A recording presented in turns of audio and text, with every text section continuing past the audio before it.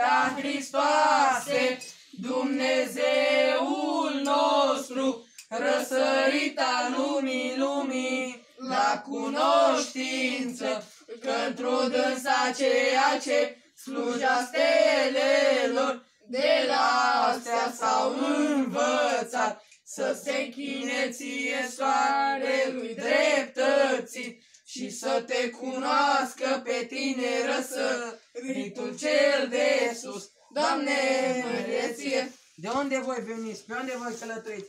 Pe cine întrebați? Pe cine căutați? Și cum vă este numele vostru? Noi, împărate, venim tocmai de la răsărit ca să căutăm cu adevărat pe noul nostru împărat, unde ca să ne închinăm frumoase daruri să-i dăm. O Irode, împărate, să trăiești cu sănătate, însă ca să știi mai bine, nu te căutăm pe tine, ci umblăm și trebăm de cel născut de curând de Domnul Domnilor și Împăratul Împăraților. Irode, împărat, să trăiești cu sănătate, nevoie, ca să știm că ne suntem cei trei crai de la răsărit.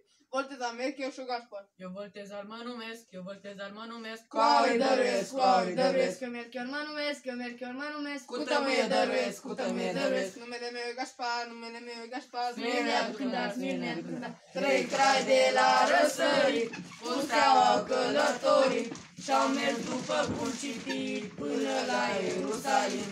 Și acolo dacă au ajuns, steaua lor li s-a ascuns. Și-a început a colida prin oraș și-a întrebat, nu știți unde s-a născut un crai mare de curând? Iar Irod împărat a auzit, s-a mâniat, sabia în mâna luat, mulți copii mici a tăiat, 14.000 de frunți de 2 ani jos mai mici. Și-a crezut că a nimerit pe fiul sunt mari, dar pe fiul nu l-a tăiat, tatăl sunt l-a apărat. Și l-a scos de la robie și l-a pus la împărăție, mila Domnului să fie de acum până în vecie.